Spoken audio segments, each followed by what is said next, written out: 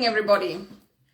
We are tonight discussing pediatric mental health, and I have a special guest, Christina Moreira, and she is a registered nurse working in the pediatrics department for over 17 years. So it is my honor to invite her into the live discussion, and let's hope that her internet connection is okay. Let's see. Okay.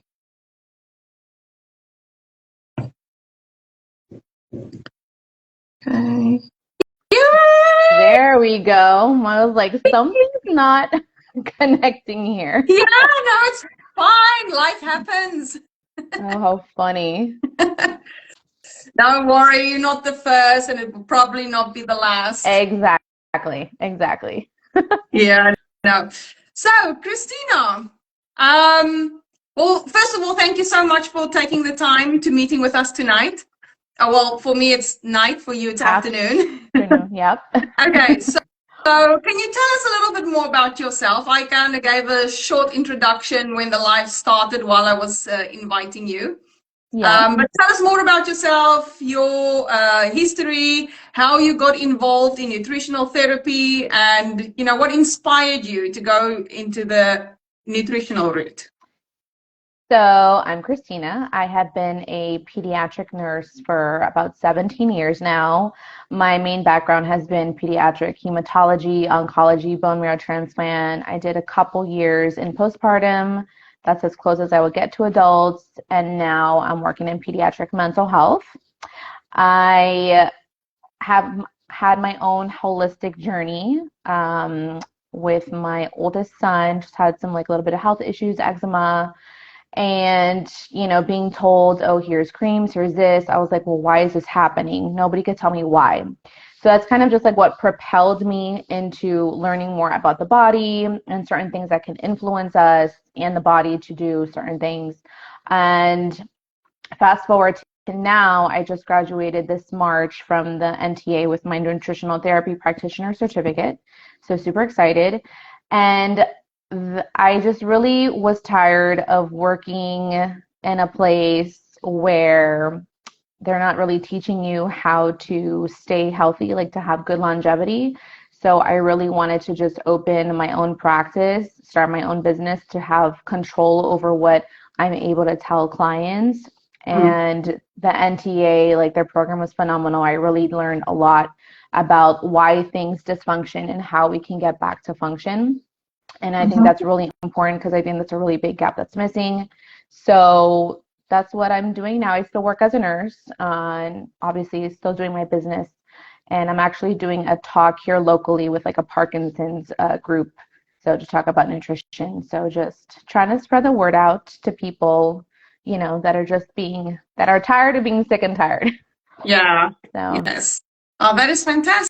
Well, thank you very much for sharing that with us. So tonight, obviously, the topic is pediatric mental health. Pediatrics meaning up until about the age of 18. However, I think the information that we're going to discuss, it can benefit anyone, not just children. Absolutely, 100%. Yes. Especially parents that are dealing with children that have, mental health things going on. Yes, and I think the parents themselves are struggling Right. because they need to juggle all of these different things going on in the life of their children that they neglect themselves. And so it goes both ways. You look after yourself, you look after your kids, and you cannot pour from an empty cup. So if you yourself as a parent are struggling, even this information can benefit you. 100%. Okay, so let's dive into it a little bit. So every time I do a live, I start off by asking the most basic question so that we can build on it. So my first question to you will be, to start off the discussion, is what are some signs and symptoms of mental health struggles? So for kids, it can vary. Kids, I think, have a very difficult time communicating their emotions. So sometimes you won't even notice, honestly, with children.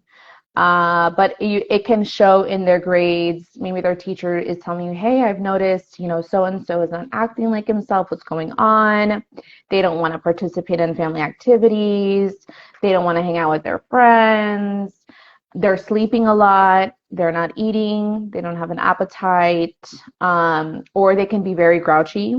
Mm-hmm. They can be very short-tempered too. And sometimes those things can lead to eating disorders. Cutting can be a big thing, but what I've come to understand is that parents don't know that that's happening. It's only when I've talked to a kid that's actually doing it, then we go and tell the parents together. So, and the kids do a very good job at hiding that. So adults, it's different. You're depressed, you don't want to do activities, you don't want to go to work, you just are just kind of like a robot in a sense and just walking along. So adults and kids are very different. So I think that's really important to note. Okay. Well, you broke up a little bit, but I think if we listen carefully, we picked up on some of what you said. So that is fine. Okay. So I think at the end of the day, sometimes it's visible, sometimes it's not, sometimes there's sleeping difficulties and so on. But so what I've also seen from personal experience, it looks like we've got the connection problems. Oh, you're back.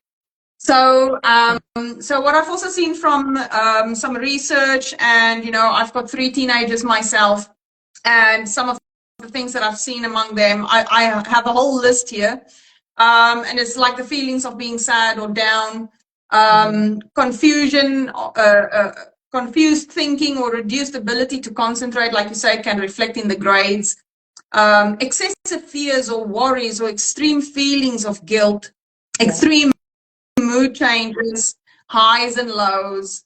There is significant tiredness, low energy, or even sleeping problems. Yep. Detachment from reality or paranoia, hallucinations, the inability to cope with daily problems or stress. And I think nutritionally, that specific one, the inability to cope with stress or problems, plays a big role, because if you don't have the nutrients, you really struggle to cope. So that one I have seen quite a bit. So, and then obviously the trouble understanding and relating to situations and people, problems with alcohol or drug use, major changes in eating habits, either overeating, undereating, and what I've seen in boys is when they go to a gym, they overdo it. So the over exercising as well, it's also like a little bit of a red flag. Now, some of them can do it because they have that stamina and they have that energy. But when it becomes excessive until the moment that they pass out or something, you can know that something is not right. There is an underlying thing motivating that type of behavior, because that type of behavior almost falls in the self-harm category. It manifests completely different, but it's got kind of a similar underlying emotional condition. And then obviously sex drive changes. Now, obviously in teenagers, sex drive is supposed to be, crazy high or whatever, with discovering all these things. So, but let's say, for instance, specifically with boys, if they are teenagers, but their sex drive is low, that can also be a sign. Excessive hunger, hostility, violence, self-harm, or suicidal ideation. So these are just stuff that I've seen from the research. And I must say, from having teenagers myself that had a couple of struggles, I've seen quite a bit of this manifest in the teenagers' lives. And it's not just only my own kids, it's friends that come into the house, and you talk with them and you find out what's going on in their lives, and they start talking about all these things. So it is friends, it's family, it's a lot of these kids are struggling. Yeah. So I think it's important for parents to know the red flags of what to look for. Yes, 100%. Oh. Sorry, trying to move, and maybe if the connection's better over here. Yeah, no worry. We'll test every corner of the home and find out which one is the best. Yeah. The previous time when I interviewed Dr. Lodi, he was also jumping around from every corner, outside, inside, outside, inside, and he was just moving around also to find the perfect connection spot. So don't worry, that's perfectly fine. Okay, so my next question would focus on what mental health illnesses do kids struggle with? What are, the labels that are out there? Anxiety, depression. Go ahead. No, sorry. I just want to say it's not that we are labeling the children. It's just that is what the world labels it as. Right. And it's everywhere. Like I said, I see a lot more anxiety, depression, and those two go hand in hand. Eating disorders, for sure. Again, suicide ideations. A lot of kids will be Baker acted because they've made some comments to their families, and their families just, want them to get help. I honestly just see mostly anxiety, depression, but there can be other things that can contribute to, and again, I think it also depends like what has been going on in that kid's life. Maybe they've had some sort of trauma. But like schizophrenia and bipolar, that's not diagnosed until the kids are a bit older, like 16. But in the 16 and below, it's typically anxiety, depression that we mostly see. Yeah. And then there's obviously phobias and OCD as well. And I think you've mentioned eating disorders, schizophrenia, suicidal ideation, and bipolar. Yes. So those are the majority of the mental health problems. Now, you do get phobias in kids as well, and OCD as well. I know of somebody back in Qatar. I think the girl was like 10 and she was diagnosed with OCD. And that was the first time when I really learned about OCD as a mental health condition and as an actual diagnosis.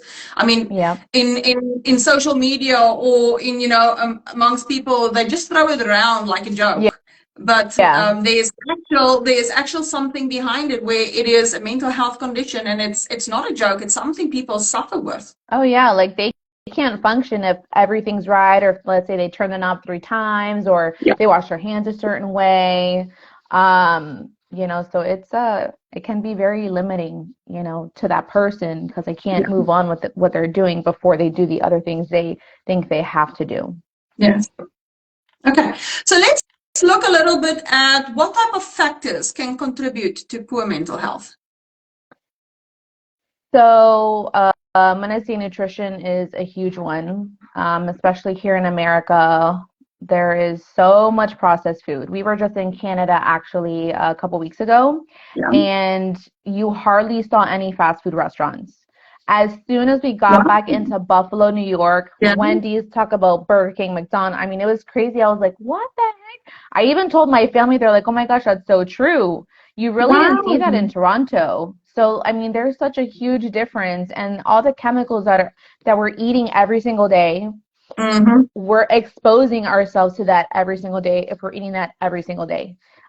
Nutrition, sleep is huge. A lot of the times when I talk to my patients at work, they don't sleep well. So I do a lot of, education on why sleep's important, for the brain to rest, to recharge. If you're not sleeping, it's almost like you're even going crazier. Like, I don't know if you've ever, like, when you're a new mom and you're just so sleep deprived, you're like, what day is today? I have no idea. Did I brush my teeth? Well, imagine kids that don't know really how to communicate how they're feeling, and their lack of sleep. It's just this like big snowball effect. Other factors, if somebody has been abused, whether that's physical, emotional, sexual, neglect, abandonment, I mean, that I see a lot as well, unfortunately. Trauma, if there has been a big family death, maybe even a pet, also depending on the age that has happened. COVID caused a lot of loneliness and isolation, not only for us adults, but for these kids. And you just saw this like anxiety, depression skyrocket after that. It's just very sad to see. Gut issues, our immune system is in our gut. There's a huge mind-gut connection. So when obviously we're not, see, all this plays a part. This is why it's nice to take a holistic approach to this, because there's no one thing that's causing this. Exactly. It's everything. It's everything. It's almost like it comes in full circle. Yeah, I agree. Yeah. So I've got a couple of different ones here that I've also listed, and some of them is like a little bit more obvious in the nutrition field, and then there's one specific one that I want to mention, and it's the genetic mutation of MTHFR. Okay. Yes. So this specific mutation, it causes difficulties with methylation, detoxification, and so on. And I mean, this specific mutation is so dependent on folate, vitamin B9. And if the person has this genetic mutation, the liver is struggling, and it's struggling to clear out toxins. It's struggling with a whole bunch of things. Yeah. And just this genetic mutation can contribute to a host of different things. Right. So, and on top of that, I was just going to say, on top of that, the liver is already being bombarded anyways, because by the foods that we're eating. So if somebody does have that mutation, it's just, making it worse, unfortunately. Yes, 100% agree. And then there's stuff like blood sugar dysregulation, this chronic high blood glucose or chronic high insulin, that it really damages not just the gut, the blood vessels, but it damages the brain. So that is also very important. Okay, and then obviously, like you said, diet and stuff. But then there's one that is really interesting to me is vagal tone. And that is, being stuck in the sympathetic nervous system, where you cannot, move over parasympathetic. Yes, you cannot do that transition. So you're constantly stuck. And then, you've got this high cortisol the whole time, and high cortisol itself is not good for the brain and so on. And so vagal tone imbalances. Now, do you know more about the vagal tone imbalances and how it happens, what is causing it? If you've ever done any research into that. For me, that is just an interesting one I wanted to mention, but I've not ever really looked into it.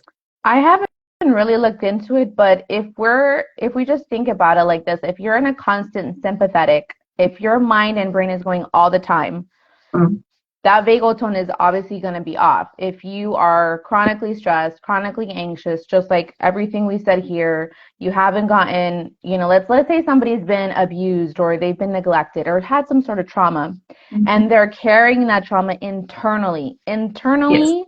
Their organs are storing that trauma, which is leading to inflammation, which is leading to stress on the body, which is leading to elevated cortisol levels, which then again is going to put the body in a sympathetic state. So that the brain, the gut, the liver, everything can't relax like it's supposed to, then therefore that individual is not going to be able to sleep. Then therefore, again, like I said, the snowball effect is just going to keep going around until that person is like, okay, I need to get some help. I need to release, what I'm carrying. And then it's like they have this weight lifted off. Because I've talking to kids about stuff like that. I go, how do you feel? They're like, I do feel better, and they'll cry and they'll do all these things. And then at some point, at least that's one little baby step that they're able to just move on from all that they've been carrying. Because how is a 10-year-old going to verbalize to somebody, yeah, I was abused for this many years and I saw these things. And that's so hard for them to explain. As adults, we're like, this is what I saw, blah, blah, blah. We're able to manage that better. But a kid like that, like that's just... they need, and I also do want to mention that if there is a loved one that has gone through a trauma, a stress, an abuse, there are specific counselors that a family would have to seek. So basically, not everybody can help, not every therapist can help with trauma therapy. Yes. Just like nurses, like I don't know how to take care of adults because I'm a pediatric nurse. I'm sure I could if I learned, but just like therapists, there's trauma therapists that deal with that. For autism, there's therapists that know how to deal with kids that have autism because, they're very sensitive to certain things. They each have their own, unique needs. So I do want to highlight that. I think that's very important for families to understand. Okay. Absolutely. Okay, so I want to look at just a couple of different other factors that contribute to poor mental health as well. And so some of these I just put into Google and I asked Google, what is the most common ones? And there was things like social disadvantages and debt. There was, like you said, bereavement, losing somebody close to you, severe and long-term stress, having long-term physical health conditions, unemployment or losing your job. Now, this might be for adults, right? Sure. But I can tell you a story what happened with us when we were traveling. We went to Israel a couple of years ago. And or for those who call it Palestine, Palestine. And we were in Jerusalem. And because we lived in Qatar at the time, we were not allowed to use our Qatari credit card because obviously the two countries are not in love with each other, you know. They, from a political standpoint, you know, that's about all I can say. Yeah. And so when we were there, the evening we had to give our credit card details to, you know, rent the apartment. The lady came in, she took the credit card details, and she said to us, well, she doesn't have the machine right with her because it's not working. So she phoned her friend over the phone. She gave her all the details. And after that night, she went home. She took the details and she tried to transfer money to her own account. Yes. Oh, so no. immediately our card got flagged, it got blocked, everything. Oh, my And now gosh. we are stressed and we're wondering how the heck are we going to do this now? And apparently at that stage, South Africa also didn't have the best relationships with Israel. Now I'm South African, in case you didn't know. And so we tried to phone the bank in South Africa. Can you please unlock the card for us so that we, you know, can just at least have some money available to, you know, for the expenses. Yeah. And we had some difficulty. And I Oh, don't know how gosh. old my son was at that stage. He might have been like 6 or 7. And for the first time in his life, he experienced the fear. What if there's not money? How are we going to buy food? And he tried to scratch every tiny little bit of money that he had. He said, Mommy, you can take my money and buy food. And he was so stressed and so worried. So, you know, let's say a parent loses a job. The amount of stress that creates on a child. And, you know, all the stress that is in the household. Now, this losing a job, you might think affects the parent, but it will also affect the children depending on how it is handled at home. So that was just a little bit of side note. I mean, I saw my own son getting so severely stressed just in such a small moment of insecurity. Yep. Okay. So then there, of course, there's homelessness or poor housing, being a long-term carer for someone. So let's say it was a child who had a sick parent and there was nobody else, and the child was the one responsible to look after the parent. Drug and alcohol misuse. Now, this can be in teenagers themselves, or teenagers that grew up in a house with parents who were substance abusers. We see that all the time too. Like I had recently a family who was homeless, and the mom wasn't able to feed her kids for like 2 or 3 days. She had no money. I had another kid where he wasn't in school for like a whole year. They lived in a car, then they lived on the street, then they lived with the uncle. And what else have I had? Oh, another thing too is for substance abuse. If a parent has done substance abuse, their child also unfortunately has some behavioral issues, especially if that parent was using while pregnant. I have also seen situations where this child was adopted, and the adopted parent wasn't sure if the mom did drugs or not. Like there was an inkling, but it wasn't confirmed. But just by seeing what was going on with the child, It's kind of like, I think this can be causing that. And it's really Yeah. sad because it's not the kid's fault. Yeah. It's kind of like they were dealt with these hands that, what are you going to do? Um, and especially too, just going back to financial stability. Mm-hmm. If, a mom or dad has a very well-paying job and all of a sudden there is no job because of economy, whatever the case is, the kids are gonna hear the parents having discussions. And as Yes. much as as we parents want to limit our discussion, sometimes it comes up and then we forget the kids are there. And then now the kids are thinking, well, how am I gonna go to my sports? How am I gonna do this? How am I gonna do that?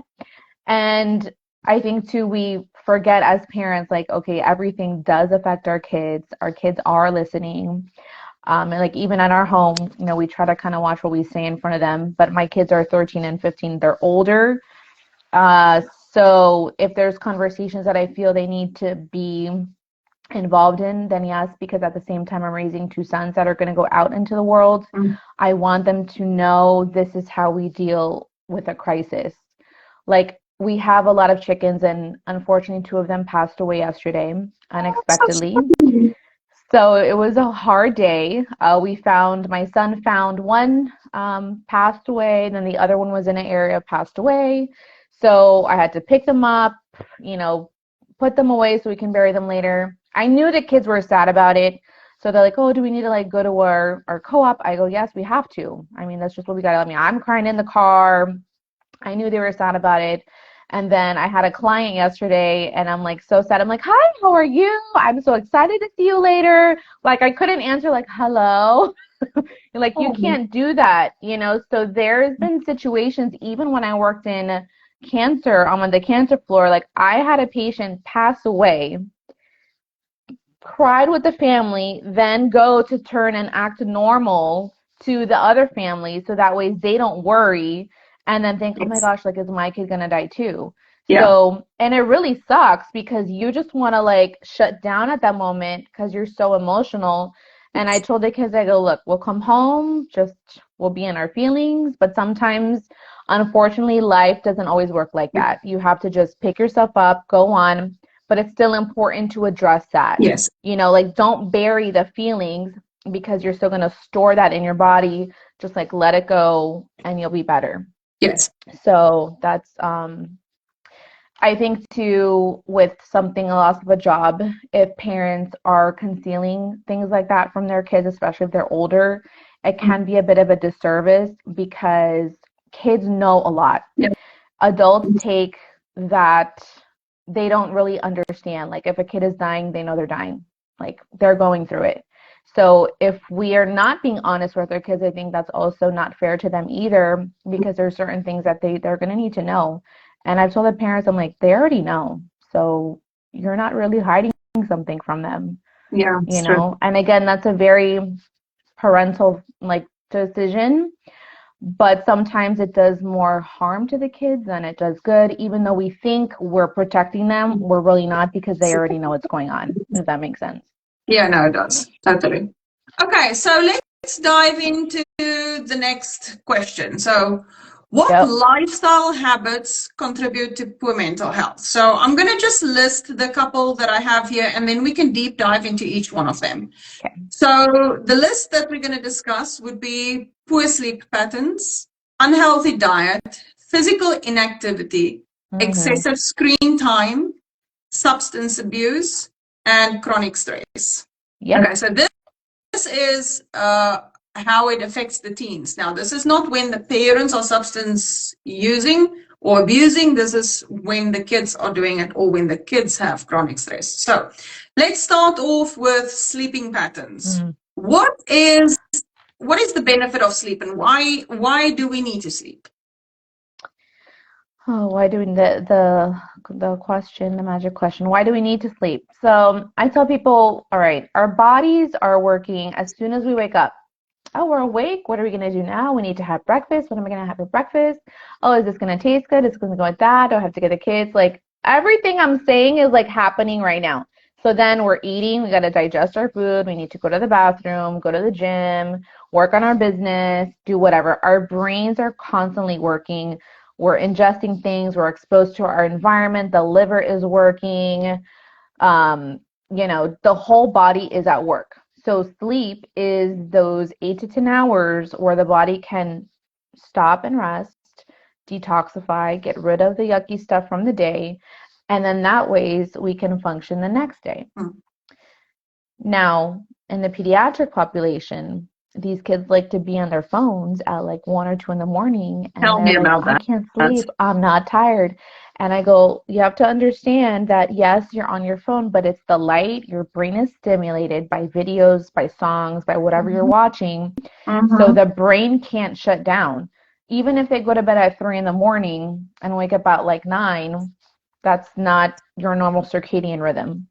You're not rising with the sun, and you're not going to sleep when the sun is going down. So therefore, it just throws everything into this like crazy. And then not only that, like we mentioned earlier in the call, when you are a lack of sleep, it's just going to make your behaviors worse.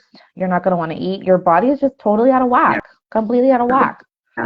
So, and I think also, that during sleep, the brain is supposed to dump all that, like byproducts, yes, exactly, anything that's the going to get byproducts rid of the of. day. So it's a cleaning out system, Right. where the brain really needs to clean out while you sleep so that it is refreshed and ready for the next day. Exactly. And I mean, if the brain doesn't get that time to clean out, it just causes oxidative stress and it just causes inflammation, which obviously contributes to mental health struggles. Absolutely. Brain inflammation. Yeah, exactly. Yep. Okay, so I just have a couple of stuff that I've listed here that is the benefits of sleep. So like we spoke of, it heals and repairs. It helps support a healthy balance of hormones that, overall our hormones, but this article specifically pointed out leptin and ghrelin. It helps to balance leptin and ghrelin, so the hormones that make us feel hungry or the hormones that indicate satiety. So that, and I mean, we know from the nutritional therapy studies that we've done, the moment that you have a lack of sleep, your blood glucose is out of balance. Oh yeah. And your glucose is high because your body, the moment that you have like what we call, your second breath, and that's an extra adrenaline, that extra your second win. Yes, there's just that extra bit of life that is, coming from the cortisol and the adrenaline and everything.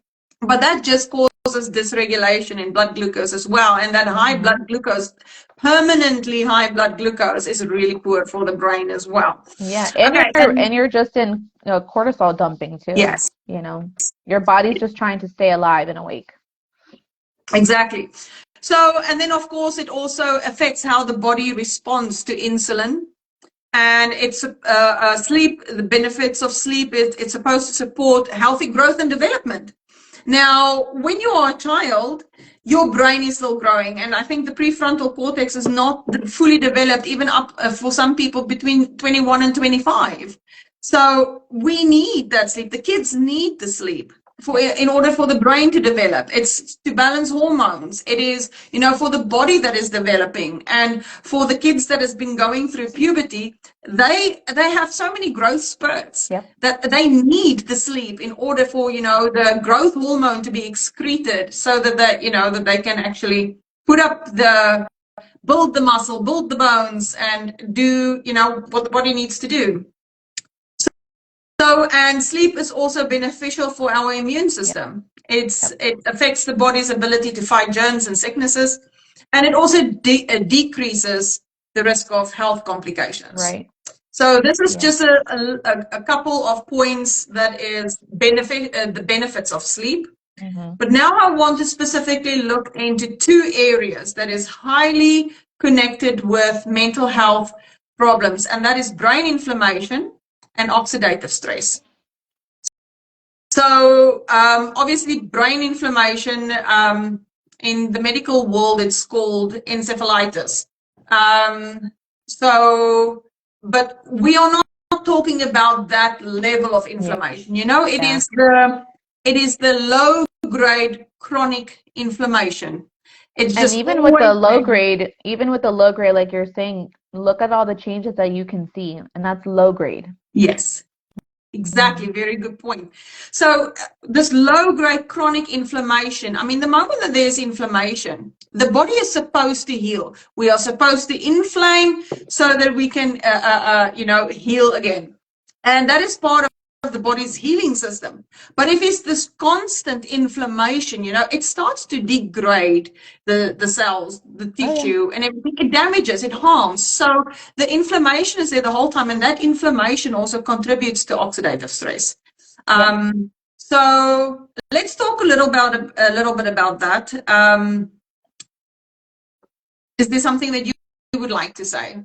Because I mean, I've got my list in front of me, but I would like to hear what is your view on inflammation and oxidative stress and how it can contribute to mental health struggles. Well, I think we kind of touched on the topic of sleep already, and diet, and anxiety.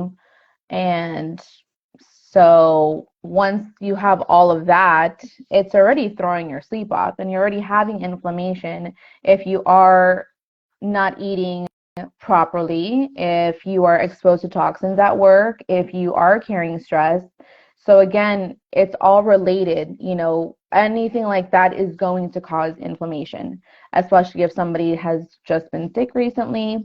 Again, that's going to cause inflammation, especially if you're having a chronic illness. I feel as if I've seen a rise in like Parkinson's and Alzheimer's dementia. And I feel, at least here in the United States, that it is starting younger, and that is a sign of brain inflammation. You're forgetting stuff, you don't know where you are, and it's almost And the plaquing like, that well, is building why? up in the brain. So, Right. I mean, and if it starts from such a young age where you don't sleep so that the brain cannot clear out all these plaquing and stuff that is building up, so as you age, it just builds up and up and up and up, and it just causes all that damage and oxidative stress in the body. Yeah, because everything you said, like, it's building up. It's like a pot of boiling water ready to explode. Yes. And nobody's addressing this. Nobody's saying, well, why? Or at least we're not saying, okay, like, let's start young. Let's work now at whatever age, 30, 35, or even if somebody's in their 50s, let's at least slow it down. Let's help to reduce inflammation. Just because you have an illness, a disease, a label, it doesn't mean you have to stay with that. There's other forms of therapies that, modalities, so many things in the holistic wellness space that can really and have really helped an individual kind of get back to their normal self. It doesn't have to be this like, oh, well, I have Alzheimer's and that's it. No, like, let's look at that and see what we can do to slow it down.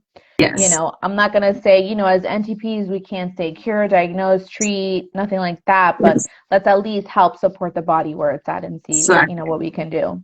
So again, going back to the inflammation, it goes back to everything. And that's why it's so important as parents, as NTPs, as healthcare providers, that we are educating and empowering our families, our clients, all these things, our friends, our loved ones, anybody who'll listen to. And I tell my kids, I go, listen, you may kind of fight on me on certain things, but I'm helping you lay the foundation so that way you can age gracefully. I'm treating my body better now than probably when I did when I was like 20, but I didn't know. Yeah. And a lot of times like I said, you go through a journey and you kind of just figure it out. It's not easy, but it's just one day at a time. Okay, so the reason why I wanted to mention inflammation and oxidative stress is because these are the two most prominent things that contributes to mental health disorders. Yep. And that has been shown through lots of studies. It's been proven over and over again that inflammation and oxidative stress contributes to mental health disorders. So, and there's stuff like, diets high in sugar and oxidized saturated fats could all affect proteins that is involved in brain development and, the brain-derived neurotrophic factor. all of these things, it damages those pathways Mhm. so that the brain cannot function like it should. And, Right. And then when you have the oxidative stress, like you were saying, it damages, and then everything else yes, can't communicate with each other. The exactly. cells, the membranes are being broken down, therefore the cell's not working properly, therefore that person not functioning properly. Yeah, beautifully said. Perfect. So yes, okay. And now I want to bring in the central nervous system and how it's related. So we've already discussed, that the gut and the brain is directly linked with each other. So whatever happens in the gut happens in the brain, and that is because of the vagus nerve. And so I've recently listened to Dr. Mark Hyman. He's, one of my favorite easygoing listeners, speakers that I can listen to. And he teaches on a variety of topics. And, he made a comment that it's something that I wasn't aware of, but that the gut has 5 times more neurons than the brain. And it's all connected through the vagus nerve. And it's through these neurons and these connections that is in the gut that it directly affects the brain.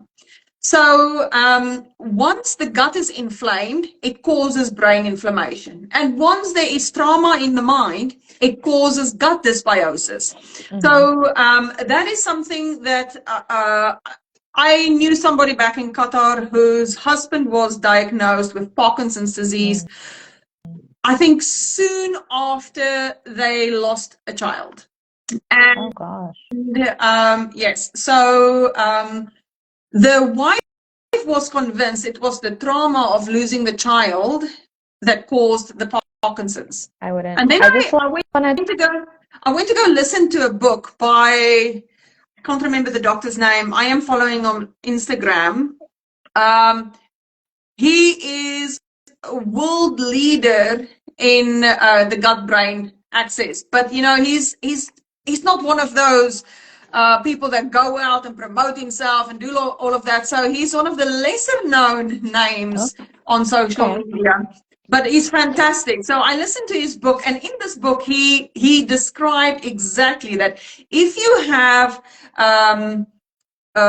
let's say, an accident, we've got a brain injury, or you just bump your head, that concussion, or that all of that trauma that is happening, whether it's emotional or physical trauma that you're experiencing, it all affects the gut microbiome.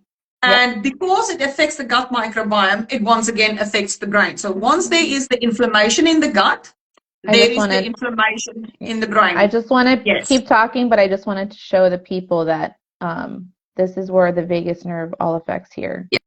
Just, perfect. That's excellent. Thank you. Perfect. Thank you. So so the gut brain is directly connected with each other through the central nervous system and with the vagus nerve. And the brain is more vulnerable to oxidative stress because of its higher oxygen consumption and higher lipid content. So the weaker our antioxidant defenses are, the more oxidative stress there's going to be. So let's go back to people struggling with methylation. The body is supposed to make glutathione, the liver, and the liver is our master antioxidant. Now, if people have the MTHFR genetic mutation, they cannot make sufficient amounts of glutathione. Now, this is one of the reasons why people with the MTHFR genetic mutation can have increased risk for mental health disorders because of the oxidative stress that is in the brain. The glutathione that is supposed to reduce all these oxidative stress and the antioxidant with its antioxidant capabilities, power, whatever, it cannot do its job because there isn't enough to reduce the oxidative stress and to combat that.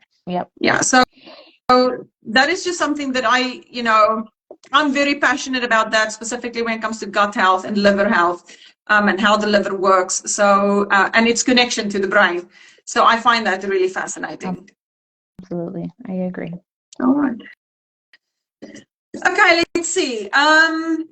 Okay, let's quickly speak specifically of poor gut health. Let's talk about the microbiome and its effects in mental health disorders.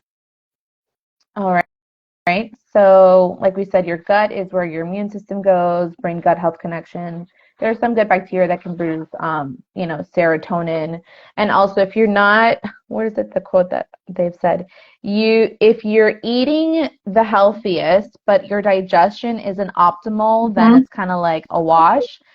Because let's say like, oh my gosh, I'm like so stressed all the time, but like, oh my gosh, I eat acai bowls, I eat vegetables, I eat this. But if my body is not relaxed to digest, I'm not going to be absorbing what I am consuming. Exactly. So you can eat the healthiest, but if your digestion is not functioning well because of many, many factors, then unfortunately it's not going to do you any good. Yeah. I assume you are referring to the quote, you are not what you eat, you are what you digest. Yes, that one. I'm like, what is it? Yes. I remember them saying that in school. I'm like, oh man, I never thought of it. And you really don't think of it like that. And that's what I loved too, like how we view food. I mean, it changes so much. So I think the more that we can educate people on this and don't just view food as food, but as fuel. You know, what is this going to serve me? And listen, we all like to have champagne and pizza and desserts. Like, don't get me wrong. I always tell people, I'm like, look, we were in Orlando and I had this delicious frozen custard at this restaurant that we don't have here, that I rarely eat at. So I enjoyed it. And there's nothing wrong with that. Absolutely. I want to make that very clear. But if we're eating that every single day, and if you're having gut issues, then you need to look at what are you eating that's causing that. You know, we have to change that view entirely and really start to appreciate our gut health. And then, you know, like if you have low stomach acid, that's another thing. You're not able to digest proteins. If you're missing a gallbladder, you're going to have a hard time breaking down fat. You know, going back to the liver. I mean, the liver needs a lot of love. You know? Absolutely, I fully agree. Yeah, and I mean, I think in the pediatric population, the one thing that is growing worldwide is non-alcoholic fatty liver disease amongst children. Mm-hmm. That is allergies, eczema, rashes. Like you said, non-fat. The obesity rate is insane. I don't know how it is in Germany, but here it's very sad. It's very sad. I don't think Germany is the healthiest country in Europe, to be honest. Okay. Yes. So yeah, I was quite surprised when I moved here and I noticed, and I'm like, it's not what I expected. Everybody, you know, always sings Europe's praises. And I saw the different side. Okay. Yes. So the reason why gut health is important is because our serotonin and our GABA, is produced. And they are playing crucial roles in regulating mood and emotions. And I mean, everybody knows serotonin is known as the happy hormone, and that is primarily produced in the gut. And it influences mood, sleep, and appetite. However, on that point, I do want to make a comment. Even though this was the most common teaching, that your immune system is in your gut, and this is where the majority of your serotonin is produced. One thing that is important to understand is that the newest research has shown that the serotonin that is produced in the gut does not cross the blood-brain barrier and is only used locally. Now, that is obviously, it has its whole host of other important jobs that it needs to do within the gut, but it is there for a purpose, and it's there to keep the gut healthy. And but the brain makes its own serotonin where it is used locally as well. And if the gut is not functioning properly and getting the nutrients it needs, the brain won't make the amount it needs. Okay. All right. So I want to get to the disruptions in the gut microbiome. So the disruptions in the gut can interfere the production and the signaling of these neurotransmitters, contributing to mental health disorders. So studies have found higher rates of depression and anxiety with patients who have gastrointestinal disorders like irritable bowel or ulcerative colitis or anything that is gut related. This population, and I want to include here celiac disease. So these gut disorders really contribute to mental health problems because of not just the microbiome, but the moment it causes gut hyperpermeability, also known as leaky gut.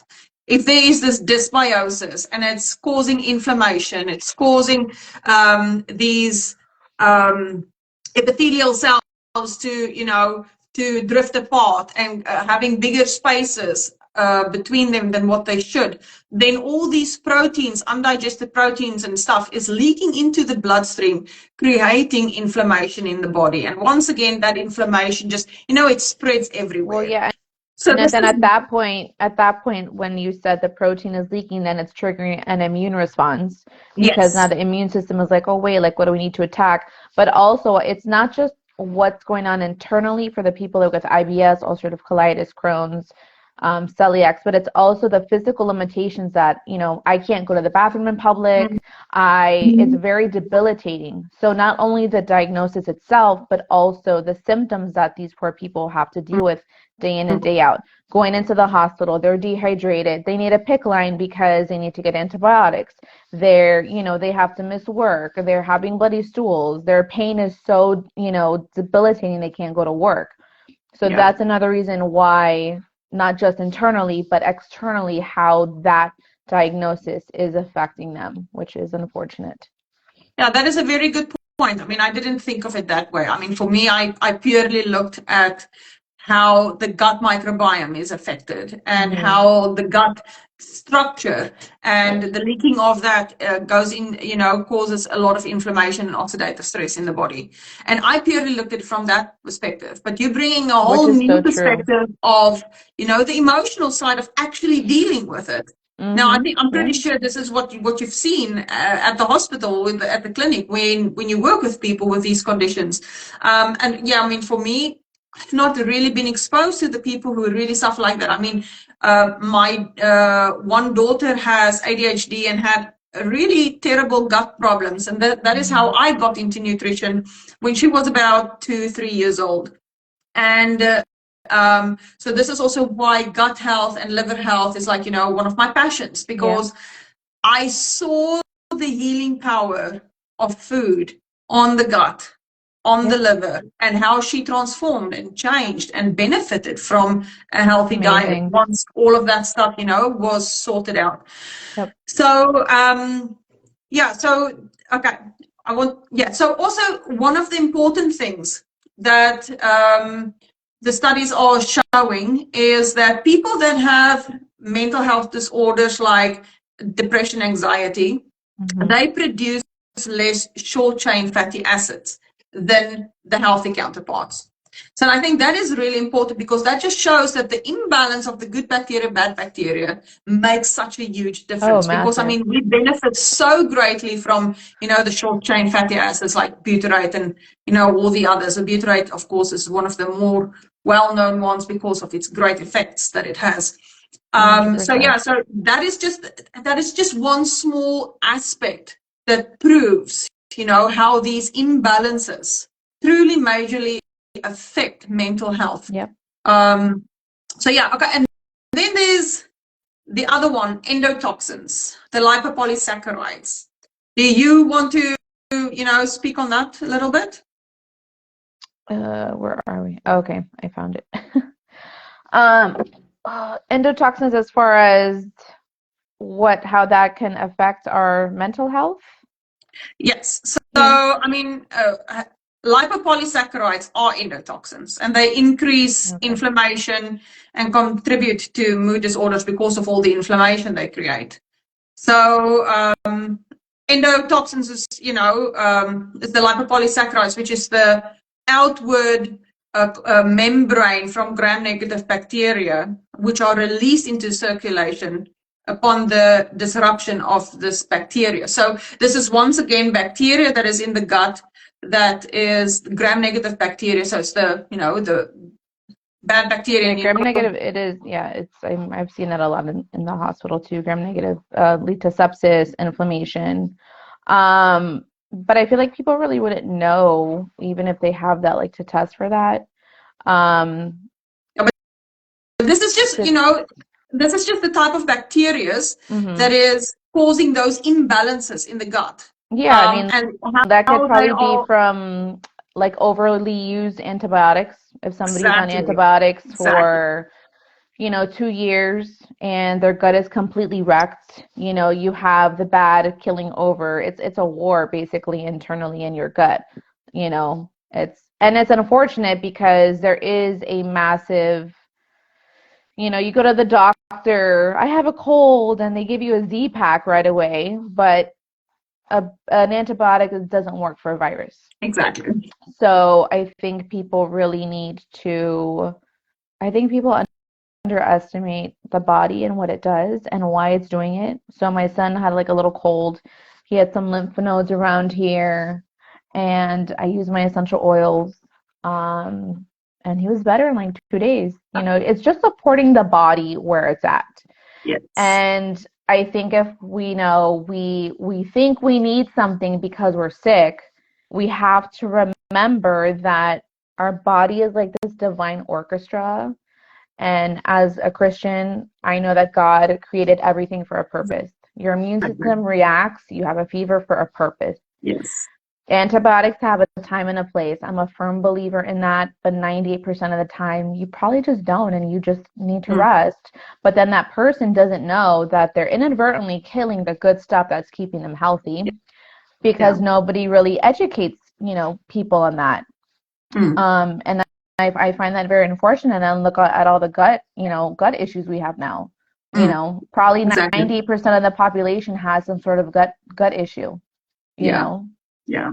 I'm working on my gut. My gut's not perfect. I did night shift for like 15 years, so I know my body is taking some time to like regulate. You know, and my body has taken a toll. I mean, thankfully, I'm not on any meds or anything, but I just know what I need to do to support it, you know. And I think that's a big thing that we have to realize. Like, we can get all sciencey and stuff, but like the basics is the basics. Like, eat well, seek medical care when needed, and you know, treat your body like a temple, basically. And for just from personal experience, for moms that are worried about antibiotics and, you know, and they don't know what are other alternatives. So from my personal experience and research I've done multiple years ago when my kids were really little, I think my son might have been 6 when he made a specific video on Facebook. I used to run a Facebook group for moms, you know, to teach them how to eat healthier and, you know, how to pack healthy lunch boxes and stuff like that. And that was kind of the time. So this is 10 years ago. So that was kind of the time where I ventured in when the kids got sick and I said no to an antibiotic for the first time. And not that I really easily accepted an antibiotic prior to that, but I mean, if the kids were sick and the doctor said antibiotic, then it's what it is. Yeah, especially for an ear infection. Yeah. So my kids didn't have too many of those though. But anyway, so I discovered the power of garlic. And my kids had I think was it strep throat? I don't know. What is the kids disease? You know, the strawberry tongue, the red flushed cheeks. Can't think of Adenovirus, parvovirus, not hand, foot, and mouth. You don't really get strep like. Anyway, I can't think of the name now. But my kids had that because it was spreading all over the schools. And and every second child was on a 10-day course of antibiotics. And it was the first time I'm going to say no. And so what I did, and this is not to encourage people, to be irresponsible. This is Right. just sharing my personal experience and the power of food. Exactly. And I researched the power of garlic. And what I discovered was that garlic is one of nature's most potent natural antibiotics, antiviral and antifungal. And I decided I'm going to treat my children with garlic and raw garlic and honey as if they would have used an antibiotic. Now, the amazing thing is, where the children who were on a 10-day course of antibiotics were still not feeling well at day 10 of the antibiotics. My kids were running around, fever gone, everything over by day 4. You know why? Because those kids were because those kids were treated with an antibiotic when that sounded like a virus. That's exactly why those kids weren't better. That's unfortunately it's a no-brainer, but like I said, for parents who don't know, and the thing too, it's like just because a doctor is telling you to do something, do your own research. This is where empowerment and education really come into play. You know, like my son, my oldest, had quite a few ear infections. He had to get tubes. And then he had an ear infection like last year.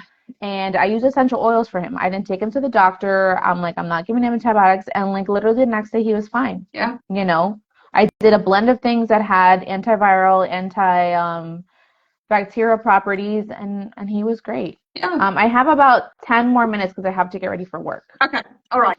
So, so we've discussed the gut and how poor gut health and how it affects mental health. Yes.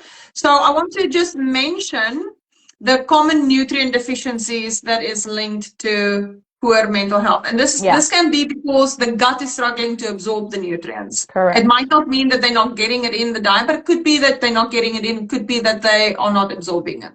Exactly. So this would be B vitamins, vitamin D, magnesium, zinc, selenium, iron, calcium, omega-3 fatty acids. Exactly. Okay. And it's important. I just want to say something real quick. It's important to note that those trace elements, those minerals, our bodies don't make them. We need to consume them from our diet. So that's very important to really understand. Very good point. Yes. Yes. Thank you. Okay, so what contributes to poor gut health? I'm just going to read through this so we can go through it faster. So what contributes to poor gut health would be processed food, high sugar diets, blood glucose dysregulation, inflammatory oils, low fiber diets, nutrient deficiencies, and this is vitamins and minerals, medications, vaccinations, non-steroidal anti-inflammatories, antibiotics, steroids, antacids, pesticides, heavy metals, forever chemicals, food sensitivities, especially gluten that increases zonulin, which obviously affects the epithelial cells, like I mentioned earlier, that leads to leaky gut. So zonulin, the increase of zonulin is very common with that. So food allergies, low stomach acid, what you mentioned earlier, environmental chemicals, mold. If you live in a house with mold, and you might not know it's there. Well, even in Florida, like we live in Florida, so, you know, it's a moist place as it is, especially after hurricanes and stuff. I just wanted to mention something super quick, going back to medications. If you're on a medication, you can look up to see if that medication does cause any nutrient deficiencies. A lot of times your physician will tell you the common effects, nausea, vomiting, diarrhea, whatever. But please, if you're on a prescription medication, look up to see if it's causing nutrient deficiencies. And if you are feeling some sort of anxious or depressive could be from that. So I just wanted to mention that. Perfect. Thank you for mentioning that. Okay, so then there's different viruses, the viruses which stays in the body. Like I had an interview a couple of weeks ago with a lady, and she was teaching a lot on the Epstein-Barr virus and how, it stays in the body, how it stays active, and how it, contributes to so many different sicknesses and stuff. So there's stuff like viruses that contribute. Parasites, food poisoning because, it disrupts the gut microbiome. And then some people really struggle to recover from that. A sedentary lifestyle, lack of activity, lack of sunlight exposure, smoking, alcohol, substance abuse, and then trauma. So these are the things that can contribute to poor gut health. Okay. So, I wanted to have a look how physical inactivity affects the brain. So we said that, sedentary lifestyle increases inflammation and it increases oxidative stress. So we looked at that a little bit earlier. So is there something specific that you want to add on this topic? I think physical inactivity is a major problem that we have with our youth. Kids don't go outside nowadays, especially now if after what happened in 2020, everybody was virtual. So you're not moving the body, your body's not circulating. Maybe you're constipated. It could be because you're not getting up and moving. Are you drinking when you're sitting down? Physical activity is so good for the body. It's a great stress, a way to let out stress. It helps with your joints, with your muscles, with your bones. It's good for your cardiac health. It's good for your digestion. It's another way to purge toxins, right? Exactly. If we're not sweating, yes. If we're not sweating, you're not burning toxins. If you're not sweating, we need to talk. But another, I make sure my kids get out every day. We live in Florida, people that are vitamin deficient, just go outside for like 5 or 10 minutes in the morning, sit outside. And everything is like so fast nowadays. And what I mean by that, it's like, oh, it's quick. I'm going to pick it up. We're not getting down to the grocery store. And here in Target, you can drive up to get your groceries. I'm like, why don't you just get down and get it? But a lot of things here in the US, maybe in other countries, it's for convenience. And unfortunately, we are paying the price for convenience. Yes. Yes, absolutely. Yeah, and also, when children exercise or when any person exercise, it increases, the release of these feel-good hormones. So it helps to reduce that. Yeah, so it helps to reduce that negative emotions. Right. Okay, and then I want to just run through this. I want to max out every single second we have. So excessive screen time. Talk to us. There's too much. What you can do, parents, to solve this issue is you can put a timer on your kids' phone. So they're allowed to watch, something on their phone at 9 o'clock and it shuts down at 10 o'clock. And also the age of kids to get a phone. I had a 10-year-old that had Instagram, TikTok, Snapchat. And I told the mom she needs to not have that. No, I personally think that no kid under 16 should have social media.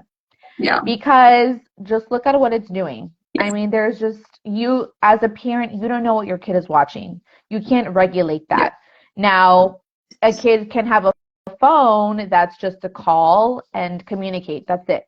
Because you don't know if they're cheating on their phone, if they're sending inappropriate things on their phone, especially with Snapchat. Exactly. It'll go away really quickly. So you don't know what your kids are putting on the internet. And I tell my kids now, I go, anybody can, even me, like I'm careful with what I don't share my whole life on social media because that's just me. I want some privacy for myself and for my family, but anybody can screen share, screenshot, you just don't know who's watching. So even adults have to be very careful because people have lost their jobs over it. And like we already spoke about, if you're on your phone before bedtime, your brain is still going. So there's been, there are recommendations to get off your phone an hour and a half, like before bedtime, so your brain can just start like relaxing. Yeah. Yeah, to increase the melatonin because that blue light just it suppresses the melatonin. Yep. And then also, you know, something that I heard a couple of months ago was that, you know, excessive screen time, it depletes dopamine. So then you're seeking for the next dopamine rush because it's that, you know, It's you an want to feel motivated, you want to addiction. feel good. Yes, It's it an becomes an addiction. So you're addiction. starting to chase it. So Yeah, the of more you course. watch, the more you need. It's like a real addiction. I mean, if you Yeah. think about drugs, you start off It is small and then it you is a want real more, you want addiction. more. It's a real addiction because I've Yes. had kids, oh my gosh, I want to die, my phone is taken away. No lie. Like that is literally what happens. Yes. That's what they say. So Yeah. it is an addiction. I mean that there's no tiptoeing. Like it's a big addiction. It's a big problem. Okay, so and then the last two, I want to just quickly kind of combine them. So it was substance use and chronic stress. So substance use literally alter the brain structure and function. The brain chemistry, right? Yes. Yes. So, and I mean, substances also adds a huge toxic load to the body. So just that toxins itself, it causes inflammation, causes oxidative stress in the body, and you know it overloads your liver with all these toxins to try to get out. And it's if you think of substance use and abuse, there's a lot of heavy metals in it. Mm-hmm. And heavy metals really are strongly connected to mental health Right. problems. And brain inflammation. But also at the same time, like for substance abuse, especially now where they're mixing stuff, you don't know what you're taking. That's another issue too. They're being mixed and it's being chemically made. Yeah. Okay, and then for chronic stress, because it alters the brain structure, it destroys neurons, it shrinks brain volume, and it impacts learning and cognition. Mm-hmm. And it also affects the gut microbiome. Right. Okay, so what tests can parents do? What tests can they do? What tests can they do? They can do a CMP, a CBC, an insulin test. They can do a homocysteine, which can test for inflammation, a C-reactive protein, which can test for inflammation. If they're worried about gut, they can do a stool testing. A GI map I've heard is very good. They can do heavy metal testing as well. Yes. For fatty acids. Yeah. So the list that I have here is specifically the MTHFR genetic test. Mm-hmm. It's the GI map test. GI map is really good. And then a full thyroid test. Mm-hmm. Check your iron panel, full iron panel. Vitamin D, intracellular micronutrient assay, which looks for specific micronutrient deficiencies within the cells. Okay. And that one is really good because there you will see, you know, does your body really absorb and utilize the nutrients that you get from your food? Okay. Food intolerance tests, celiac, fatty acid analysis, a hair tissue mineral analysis, and this is where you will also find, you know, your heavy metals and stuff, and then a CRP, which is inflammation marker. And then I think we kind of slightly touched on, you know, diet and lifestyle a little bit, but in a nutshell, eat whole food, eat real food, hydrate well, get sufficient minerals, make sure you get a whole host of minerals that is there. They are all very important and play a role. And you get these, maybe not in sufficient quantities in through your food. And then if there are specific minerals, let's say like magnesium and zinc, that you don't get sufficient foods in with these minerals, then, you know, supplement. B vitamins, I think, is one of the most important supplements that there is, because I think so many of us either don't absorb it well, or, you know, we don't eat enough of the food that actually contain it. Because, I mean, grains are supposed to be a high quality B vitamin food, but the way it's processed, the way it's being stripped of everything, you don't have much of that left. You basically have starch left.